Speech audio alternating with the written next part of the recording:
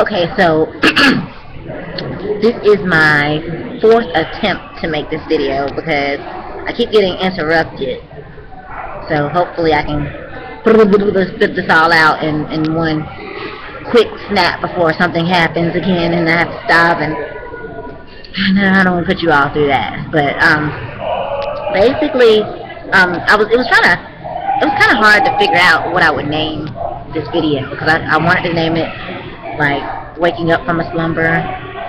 So I may need to change the name a few times because I don't know exactly what to call this type of situation. But you know, I guess I've been asleep my whole life, because now I'm finding out that everything that I've been learning has been false, has been lies, perpetuated by people who have no interest in me as a human being at all, through people who do have interest in me, like my loved ones,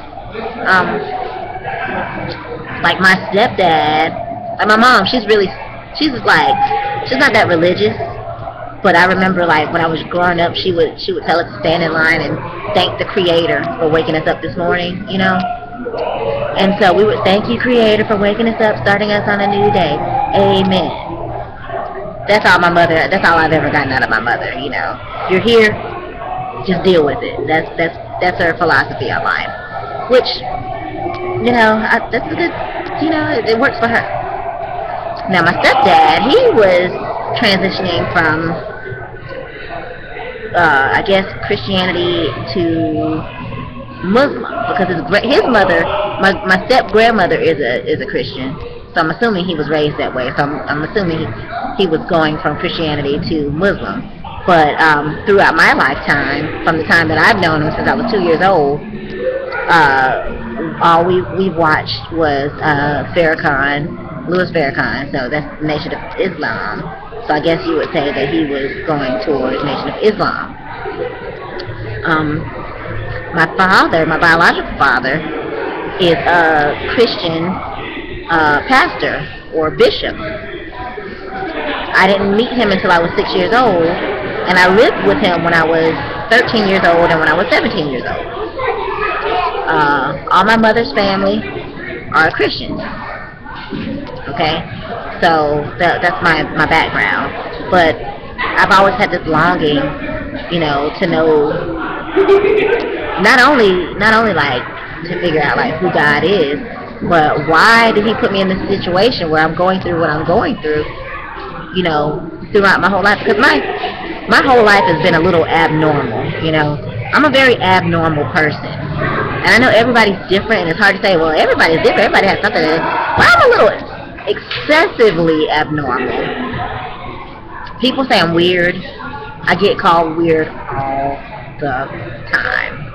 Did you know you were weird? Yeah, I get that a lot. People say that to me all the time. You're weird.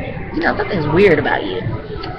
Probably, you know, I guess, I don't know. But I've always, you know, been wondering, like, you know, what's going on with me? Why am I so different from everybody else on the planet? Like, why is my upbringing so different and distinct? Like, is this normal? Is this supposed to happen? Or am I like a mistake? Or what's going on? So those are the thoughts that I would have growing up. So when I became like 19, 20, no, when I became like 21, 22, 23, 24, I got into the church like really hard, like on my own. Like, I would go to church. Really? You just gonna say that on YouTube like that? My husband. But yeah. So it's hard to come. I went into it like really hard because I thought that all the answers I would need to know in life, all the instructions I would need in life, would be in the Bible. That's what I was told from pretty much everybody. You know, except for my stepdad, which he told me it was in the Quran. So, which, you know, is kind of crazy because as I was growing up, it was like my stepdad, he would always be telling me stuff like, the white man is the devil. The devil. Black power. You know, and I I didn't believe it, because when I got to school, like, all of my friends were like white, and the black kids did not want to play with me. Some of them did. Some of the lames, because I was lame. Yeah, I was a little geek, little nerd, button up to here, high waters. That was me, a black Steve Earle, okay, without the glasses. And like, I used to get picked on like torturously. I don't know if that's a word, but they used to pick on me really, really hard. And had it not been for my family telling me how beautiful my skin was, you know, it was kind of conflicted with what the kids were saying at school, because they're like, you're ugly, you're black, you're too black, you know. So the black kids just did not want anything to do with me. They didn't want to hang around me, they didn't want to be my friends, you know, at all. And the white people, they were like, yeah, you want to come play with us? Sure. You know, I'm a kid, you know, I want to play with somebody too, I want to play too. So I'm going to go play with them, because they'll accept me. Well, okay. That was my upbringing. So I really didn't feel in my heart that the white man was the devil, because they were my only friends.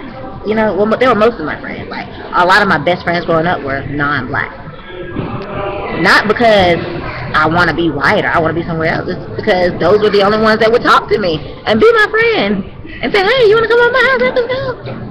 You know, the other kids didn't say that. They were like, you go with her. You go with Shima. So you go with Shima. They used me as a joke. I was like a byword, like a joke. I don't go with that ugly girl. What's wrong with you? I don't go with that ugly girl. I don't go with her, that black girl.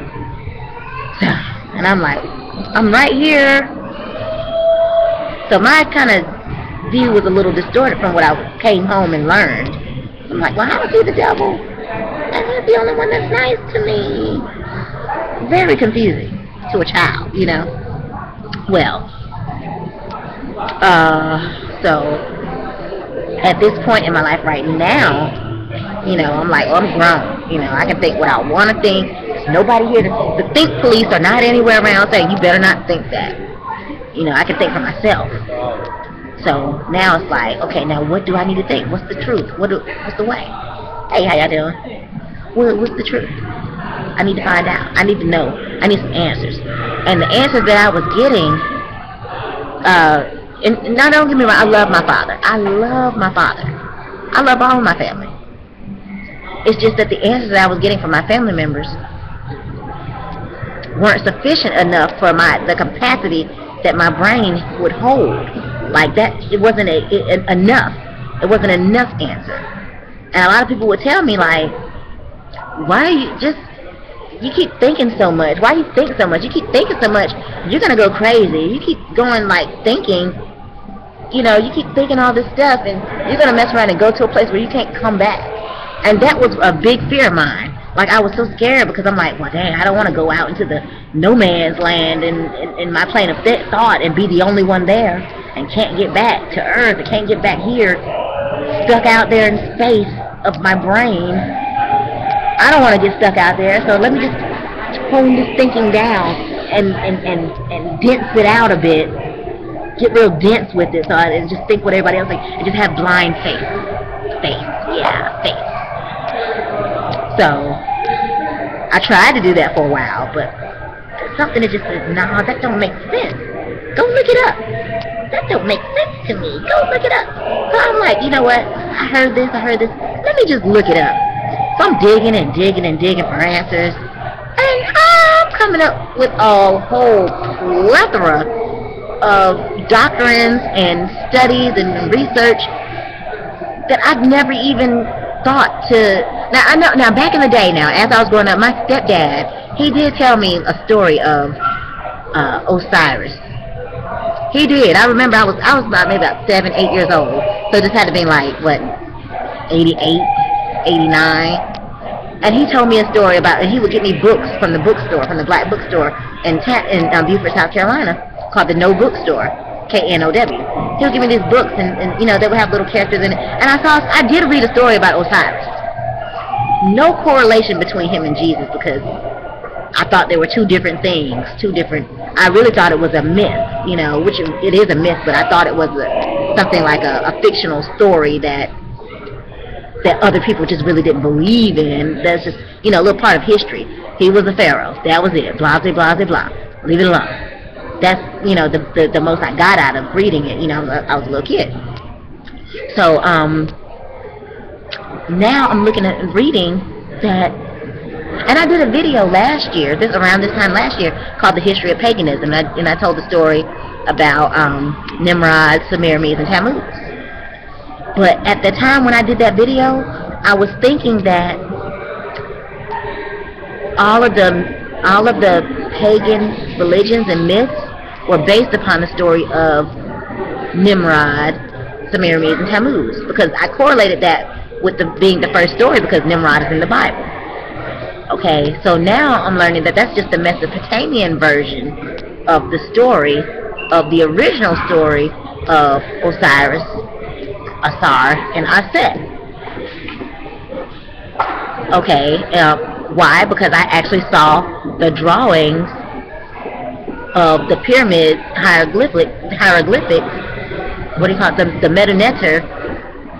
I saw it with my own eyes. Even though it was on video, I'm looking at it, and I'm like, well, that looks like I've seen that story before in the Bible. Yeah. So, okay. Now my aunt, she's a Hebrew Israelite. She lives in Israel. So I did go along that journey. That was like kind of when I first started opening my eyes. I was like 18, 19 years old, and I saw like the Hebrew Israelites had a show on the public access channel in Raleigh, North Carolina. And I'm like, oh, the Bible says that? That is talking about us. That is talking about us. Like, I was so amazed. I told my mom, something like that, and they're like, oh yeah, whatever, it doesn't matter. Whatever. Nobody wanted to hear it. You know, I'm like, but the people in the slave ship, like, they didn't have a lot of ships that slaves back and forth back then. You know, that's us. That was us. It describes us. We had to learn a language we didn't know. We had to make crops that we can't eat. You know, we did that. That was us. So that was what I was thinking. So, okay. Now, when it came back to the point where I'm like, I'm on this whole nother thinking level. Okay, like I'm on a whole nother thinking level because I'm like, so the Nimrod, Semiramis, and Tammuz story, that was actually fashioned after the Egyptian story. So I'm like, well, how deep does the Egyptian story go? What's that talking about? So come to find out, like, okay, like Egypt, like the Nile River is the only river that goes, instead of going from north to south, it flows up instead of flowing down. The river flows up. So anything at the bottom is really called Upper Egypt, and anything at the lower is called, well, anything at the higher is called Lower Egypt because it goes from south to north. So really when they're talking about Upper Egypt, they're talking about like the Nubians, like the Ethiopians, the Sudanese, Tanzanians, the Dogons, the Pygmies, all sorts of tribes that settled along the Nile River, which really cultivated civilization for the whole world. So really, anytime somebody mentions something, hey, how you doing?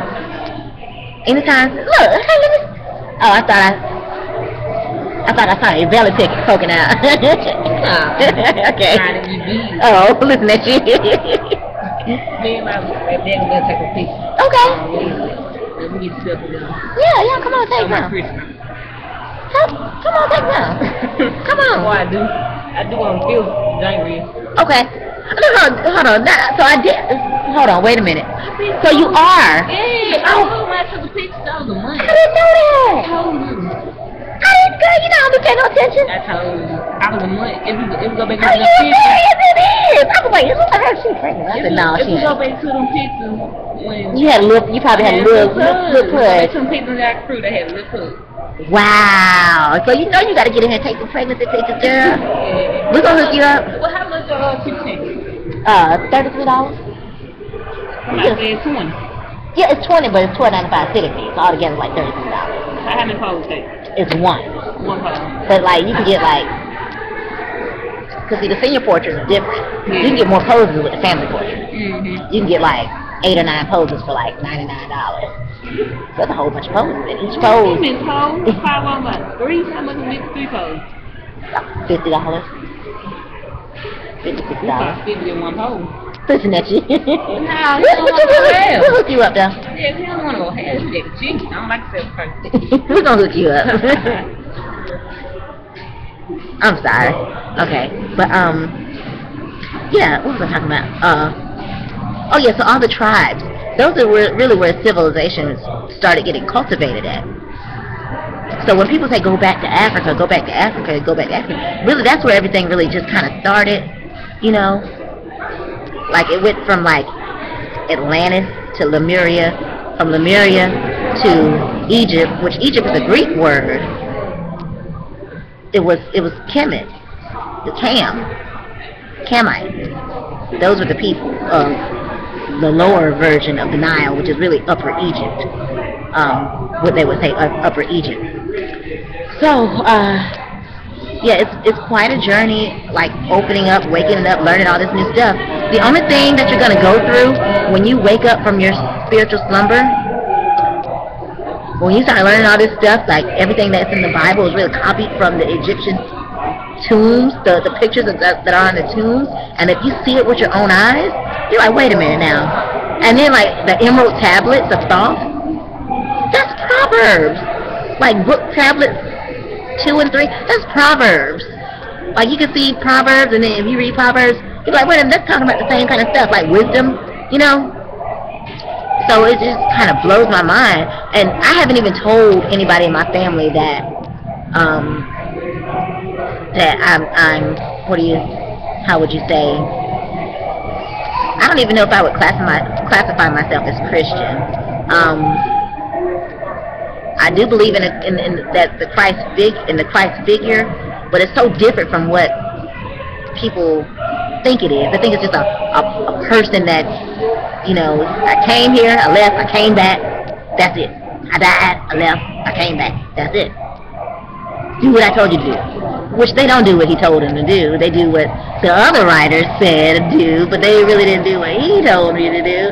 Because if you read what he wrote, the version that was in red in the King James Version, if you said what he supposedly wrote, if you go that route, you would be living your life a totally different way.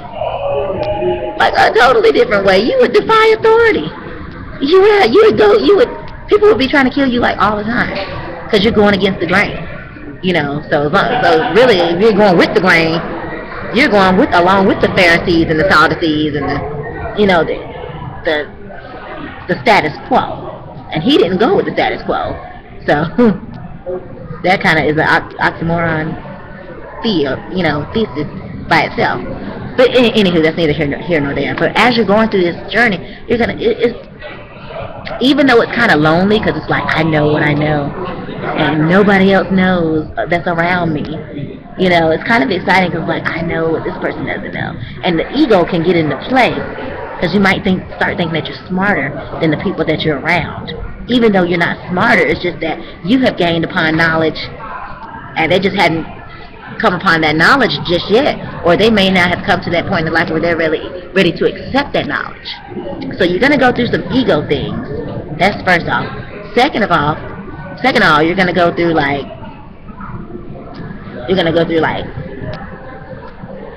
you'll feel like your soul just like tearing from bondage to freedom. Like you feel it, like I cannot believe I was boxed in this little box my whole life, and now like I'm getting out, it's like I can step outside, really? I can jump across that fence and look, nobody's chasing after me. You know, scot free. I can run, I can go, I'm free. You know, and you would think that you would have a lot of guilt, but I don't have a lot of guilt. Like I used to pray and pray and pray and pray and pray and pray and pray and pray, not knowing exactly who I was praying to or what I was praying about. Just asking for stuff, begging, asking for stuff. And now it's like to the point where I can just, if I need something, if I want something, I can manifest it, because it's like the energy that you put out, it attracts the things that you need, you know. and you can manifest whatever you want. So all the like complaining and stuff that people do, it's really unnecessary once you open your mind. But as long as you're boxed in this box, you're in bondage by a book. You're in bondage by a book. Like the book keeps you in a mental jail cell, even though there are no bars. Okay, even though there are no bars, you're like boxed in, and you can't get outside the box because you think as soon as you step outside, you're gonna burn in hell. You're gonna get set on fire, and you're gonna just be on fire. But I've seen like some shamans and some priests on like documentaries that caught their own self on fire, and they didn't even yell or anything. They were just like, "Oh, put me out. I caught on fire again." Through like, because their meditation was so deep, they spontaneously combusted. I've seen it. I looked right at it. It was on a video. Hey. Hey, how you doing? Victor said he left his jacket. Oh, okay. That's his.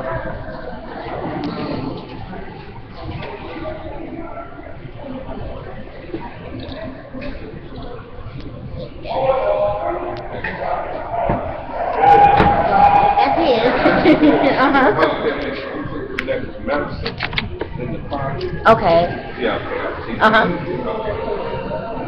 Okay, so sorry about that, guys. Well, yeah, the bondage is like, it's so strong. It's such a stronghold. And really, that's the most evil thing, is that your brain is keeping you from going outside, thinking outside of the thoughts that were put inside your head for somebody else. Like, the thoughts don't come from inside out. You know, if they come from inside out, anything will come out. So you're thinking whatever. But people want you to think what they want you to think. They want you to think the way they told you to think. So, hey, how you doing? Let me stop.